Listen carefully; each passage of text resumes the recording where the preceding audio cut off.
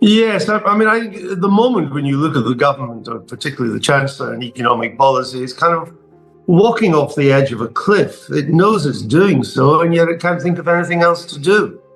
It's got into a position, you've seen last week, these latest polls, where Labour was down to 15%, and fourth, behind not just Reform, indeed less than half the polling of Reform, but behind not just the Tories, but behind the Greens as well.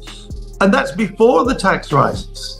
And everywhere you look, where politicians have been elected promising not to increase taxes and then do the exact opposite of what they promised big time, George Bush the first, of course, being the most famous example of that, the electorate takes a penalty from them. The electorate takes it out on them. And when you're already down to 15% on the polls, how much further have you got to fall by raising taxes even more? And yet she's between a rock and a hard place on her fiscal sums. She has to do something.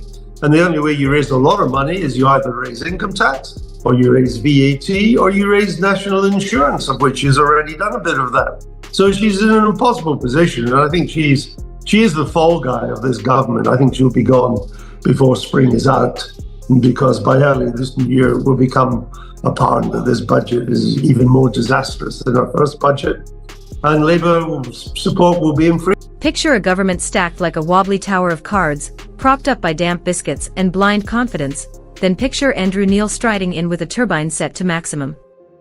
That's the temperature at number 10 right now. What we're seeing isn't ordinary turbulence, it's a full-scale political collapse so dramatic it makes a slow-motion pile-up look graceful. Sir Keir Starmer, who once campaigned as the calm hand and the grown-up in charge, now faces a room thick with smoke. The steady hands have rushed for the exits, and Andrew Neil stands outside dissecting every spark with the cold accuracy of a seasoned investigator. We're stepping into the final act of a premiership that appears to be running on thin air and towering self-belief. And quickly, if this sharp breakdown of the chaos is hitting the mark, tap subscribe. More than 92% of viewers haven't yet joined us. It's free, takes a second, and genuinely fuels the work we do here at Canadian Hub. If you've already subscribed, respect. Now, let's get back to the storm gathering over Westminster. And he went through a whole range of things: nationalised rail, mail, energy, and so on, abolish universal credit, abolish university tuition fees, wealth tax, and all the rest of it. To grasp the scale of the dismantling Andrew Neil has delivered, you have to understand the only tool he needs: blunt, unfiltered reality. He isn't just another pundit filling airtime, he's a precision instrument wrapped in sharp tailoring, slicing through spin with surgical calm. When Neil leans forward, Westminster goes quiet, not out of respect but out of nerves. And what he's aiming at Sir Keir Starmer isn't a gentle critique. It feels like a closing statement delivered before the curtain has even fallen. At the heart of this storm is the lingering shadow of New Labour's past, Lord Mandelson. In what can only be described as a spectacular misread of the moment, Starmer attempted to dispatch Mandelson to Washington as Britain's ambassador to the United States, a move framed as strategic but landing like a thunderclap in a room already on edge. This appointment doesn't just feel disconnected, it blares it through a loudspeaker. Andrew Neil didn't sugarcoat it. He warned that the Mandelson controversy will land badly in the looming Gorton and Denton by-election, and badly might be generous. In political terms, it's like offering the electorate something they instinctively reject. The optics are brutal. While households wrestle with rising costs and strained public services, the Prime Minister appears focused on securing a comfortable landing spot for a peer whose record, to put it diplomatically, invites debate. That contrast writes its own attack ads. It feeds the belief that politics operates as a closed circle, a private club where insiders protect insiders, while everyone else stands outside in the cold, wondering who's actually looking out for them. Tell you what, a lot of people, because you're reluctant to say what Charlie Faulkner thinks you think. And that is, you're reluctant because a large part of the Labour membership still worships Jeremy Corbyn. I worked well with him. He actually led us through some really difficult times. I had disputes with Jeremy, things I didn't agree with him on, and we either had it out around the shadow cabinet table, or on occasion I went to his constituency office and we had a discussion there. You cannot plan the future without understanding the past. And if you have nothing bad to say about Mr. Corbyn's leadership now, why did you take part in the attempt to topple him as leader in 20... When leaders start spiraling, the oldest trick in the book is to find someone to blame. In this unfolding drama, the spotlight has swung hard toward Morgan McSweeney, Starmer's chief of staff. Whispers have turned into open pressure, with reports suggesting some Labour figures want him gone immediately, as if dismissing an aide could steady the ship overnight. It's the familiar change the manager, save the season play. But Andrew Neil isn't entertaining it. Posting on X, the digital arena where political narratives rise and fall in real time, he dismissed the idea that removing McSweeney would solve anything. In his view, this isn't a staffing hiccup, it's structural. If a vessel is taking on water because the hull is compromised, tossing the navigator overboard won't keep it afloat. McSweeney may have championed the Mandelson move, but the final call rests with the Prime Minister. The Washington appointment wasn't a minor misstep from the back office, it signaled a deeper lapse in judgment at the top. And that's the sharper critique, that this decision looked less like governing with the public in mind and more like navigating the internal chessboard of party power. I mean, there are a lot of fundamental issues which need to be tackled in our country. A lot of them are allowed just to atrophy under the Conservatives. They ran out of any reforming zeal. But given the scale of problems that we face, from health to infrastructure and so on, he just doesn't have the blueprint that is going to put that right. I think he can do some things that will improve matters, but this will not be a transformative government. He doesn't have it in him to be transformative. The cabinet isn't good enough to be transformative either. So I think it's the best you can hope for is that things get a bit better. And, even that would be some. All of this barrels toward February 26th, the Gorton and Denton by-election. By-elections are usually treated as background noise, a minor tremor in the political landscape. Andrew Neil sees something very different. He's forecasting an earthquake. In his view, if Labour loses a seat it should comfortably defend, the Prime Minister's authority won't simply take a hit, it will evaporate. The contradiction is glaring. Party figures are already grumbling that Starmer moved mountains to secure a Washington role for Mandelson, yet blocked Andy Burnham, the high-profile mayor of Greater Manchester, from standing in Gorton. To many, that feels like sidelining a local heavyweight in favor of a figure from another era. It undercuts the message of representing working communities, while appearing to prioritize internal loyalties. Neil's conclusion is stark. If Starmer remains in office when the result lands and it's a loss, recovery becomes almost impossible.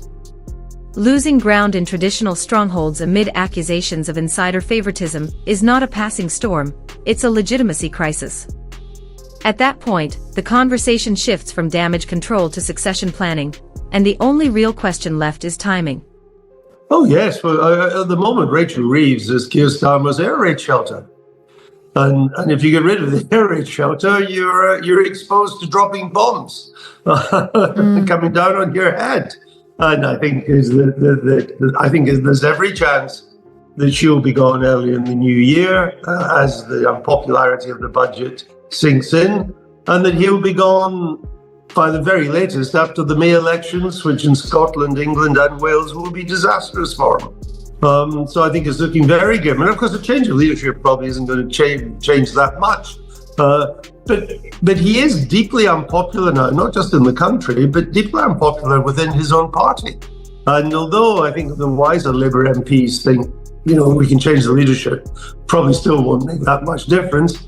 They still just want rid of him. They just want to change and see what have they got to lose. Because at the moment, around 2/3 of the Parliamentary Labour Party at the next election is heading for the knackers yard. So what have you got to lose by trying something? Andrew Neil isn't the only broadcaster sensing vulnerability. Andrew Marr has delivered an equally stark verdict. Speaking on LBC, he argued that this feels like a tipping point, pointing to restless, frustrated Labour MPs, and what many saw as an unsteady response to the Mandelson controversy. Marr's core argument cuts deep: authority is everything. He raised the bigger questions: Ukraine, financial markets, relations with Donald Trump, issues that demand steady leadership and unquestioned command. But when a prime minister is consumed by internal turbulence, the horizon disappears. Politics runs on perception as much as policy. The moment colleagues and voters start doubting your mandate, your leverage on the global stage weakens. The forced U-turn over the Mandelson affair only compounded that impression. Reversals can sometimes be pragmatic, but repeated retreats signal a government reacting to pressure instead of directing events. And a leader constantly on the defensive risks looking less like a decision-maker and more like someone struggling to regain control while larger challenges gather momentum. Their reputations were already in the dirt from previous Epstein disclosures, but this makes it even worse. Not just some kind of monetary relationship with Epstein, not just the fact that both seemed content to remain his friend even after he had served time for the sexual abuse of a minor and was on the sex offenders register, but with Peter Mandelson advising Epstein's rich banker friends how to lobby the government to avoid tax on their banker bonuses, telling them, quote, to be mildly threatening with the government. This is a government he was the business secretary of when he gave that advice. I mean, it does. If Lord Mandelson's name alone raised eyebrows, the latest reports about his past association with Jeffrey Epstein detonated like a shockwave through Westminster. This wasn't framed as a passing encounter. Leaked correspondence suggested a closer connection than previously acknowledged, including claims that Mandelson encouraged Epstein to pursue leniency while facing sentencing for serious offenses involving a minor. That detail alone transformed a political headache into a full-blown crisis. And this was the individual selected to represent the United Kingdom in Washington. The question ricocheting around Parliament is painfully simple: how did this clear scrutiny? Was it a breakdown in vetting, or were warning signs brushed aside? Andrew Neil's critique zeroes in on that dilemma, arguing it reflects either a profound lapse in judgment or an assumption that established insiders operate by different rules. The controversy only deepened as unflattering tabloid images added another layer of embarrassment, turning the episode into international spectacle. Sending a figure mired in that level of scrutiny to handle sensitive diplomacy, especially during a high-profile U.S. visit, looked less like strategy and more like miscalculation. By the time Starmer removed Mandelson on February 4th, the fallout had already etched itself into the narrative of his leadership, leaving scars that won't fade quickly. Mandelson betrayed our country, our Parliament, and my party.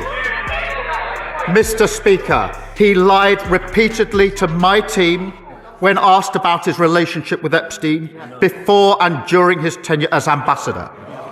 I regret appointing him. If I knew then what I know now, he would never have been anywhere near government. And that is why, Mr. Speaker, yesterday, the Cabinet Secretary, with my support, took the decision to refer material to the police. As the Mandelson controversy rattled Washington, another battle line was forming in Manchester. The Gorton and Denton by-election, triggered by Andrew Gwynn's resignation, briefly looked like an opportunity for Labour to project unity and reset the narrative. Then Andy Burnham entered the frame. The Greater Manchester mayor, widely recognised and locally popular, signalled interest in returning to Westminster to contest the seat. What followed felt less like strategic discipline and more like internal turf warfare. Starmer, alongside members of the National Executive Committee, voted to block Burnham's candidacy. The official reasoning pointed to cost and disruption, arguing that a mayoral by-election would drain resources. The unofficial interpretation, repeated well beyond Westminster corridors, is that Burnham's profile posed an uncomfortable contrast. Andrew Neil's critique cut straight to that tension. Labour appeared willing to fast-track Mandelson to Washington while sidelining a high-profile northern figure at home. In a region central to the party's identity, the decision risked being read not as tactical caution, but as a misstep with symbolic weight, Critics argue the message to Manchester felt blunt. Internal calculations came first, local preference second. That's the posture of a leader playing defense, not projecting direction. And politics has a rule as old as time: when authority looks shaky, someone else steps forward. Into that opening has moved Reform UK, led by Nigel Farage, with Matt Goodwin carrying the banner in Gorton and Denton. Goodwin isn't a lightweight. He's a former academic and broadcaster who understands how to frame a campaign around voters who feel sidelined. He's casting this by-election as a straight verdict on Starmer's leadership. Reform claims momentum, pointing to recent by-election gains and high-profile defections that have boosted its visibility. In Gorton and Denton, the pitch is sharp and simple. Starmer represents the entrenched Westminster Circle, the same establishment accused of prioritising Mandelson's prospects while blocking Andy Burnham. Whether that argument lands remains to be seen, but the stakes for Labour are undeniable, and the margin for error is razor-thin. Labour's 13,000 vote cushion now looks less like a fortress and more like sandcastle under a rising tide, squeezed from the right by Reform UK and from the left by a resurgent Green Party. If progressive voters split and working-class support drifts toward reform, Starmer could face a loss that Andrew Neil describes as the final nail in his political coffin. Losing a Manchester heartland seat isn't just symbolic, it's a death knell for any claim to number 10. And at the center of this storm is Morgan McSweeney. Once hailed as the architect of Starmer's ascent, the strategist who navigated Labour from Corbyn-era turbulence to a supposed landslide, McSweeney's aura of genius is fraying. Neil doesn't hold back. McSweeney championed the Mandelson appointment and now stands accused of orchestrating sharp, divisive briefings against fellow cabinet ministers, including Wes Streeting. The picture emerging is of a party whose internal brilliance has begun to unravel just as external pressures mount. Inside Labour, the mood is grim. Some MPs openly say Starmer has lost the dressing room. When ministers are forced into quiet negotiations because the chief of staff is leaking against them, you're no longer governing, you're running a civil war. Neil's verdict is brutal: firing McSweeney won't save him. The public already sees Starmer as hesitant, indecisive, and trapped by his own inner circle. Moves meant to stabilize, removing Sue Gray, elevating McSweeney, have instead become part of the problem.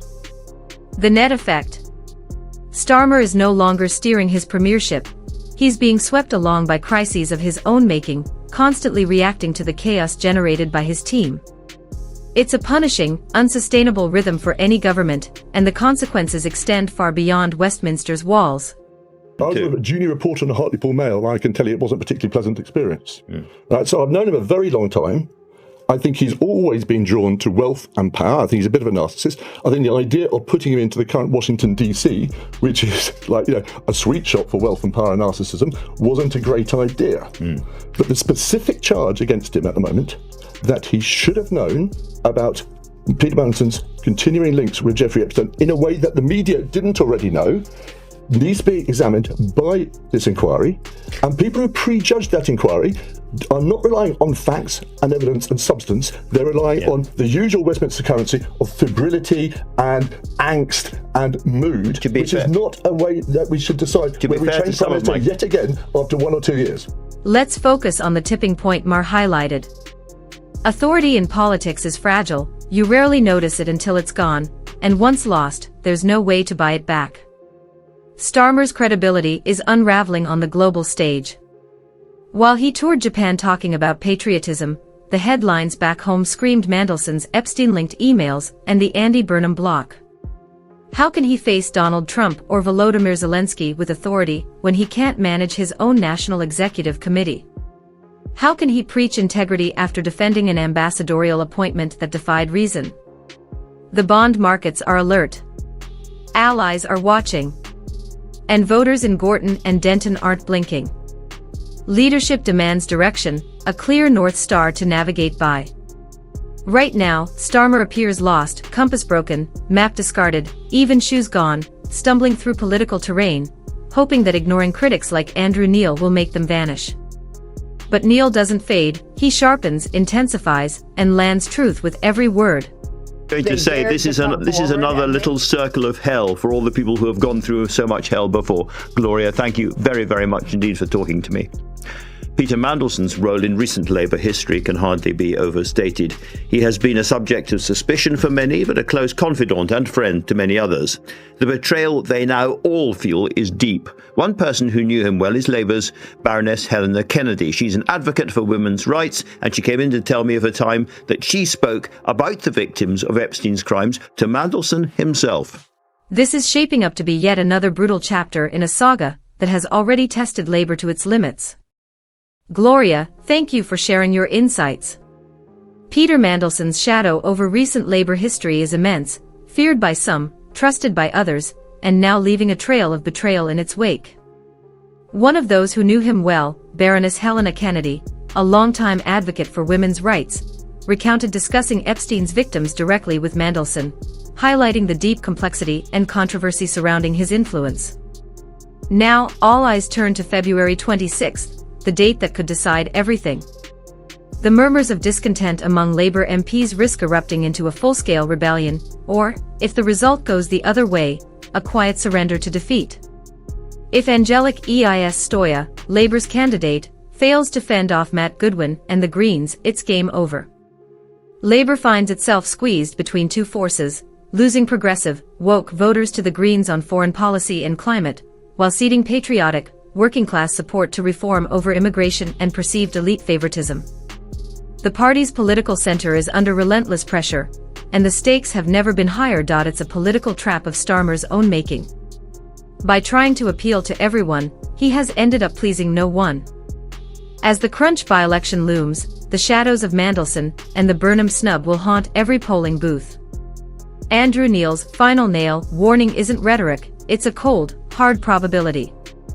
When historians look back, this will be the moment the Starmer project collided with reality, and reality is unforgiving for leaders who lose sight of whom they are meant to serve.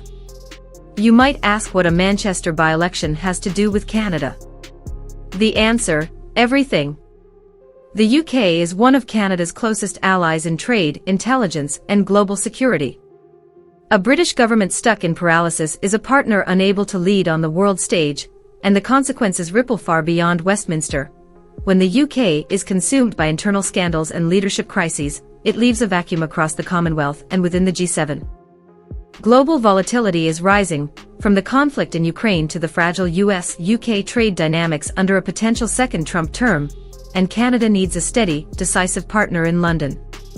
Instead, we see a Prime Minister fighting for survival over a compromised peer and a single council seat. It's a stark reminder that domestic failures echo internationally. The final nail in Starmer's coffin may be hammered by the voters of Gorton and Denton, but the reverberations will reach Ottawa. We are witnessing a political brand unravel in real time, and the lesson for leaders everywhere is unambiguous: neglect your heartlands and shield your cronies at your own peril. Andrew Neil's demolition is nearly complete. The only thing left is for the electorate to deliver the finishing blow. Thank you for watching. Good day.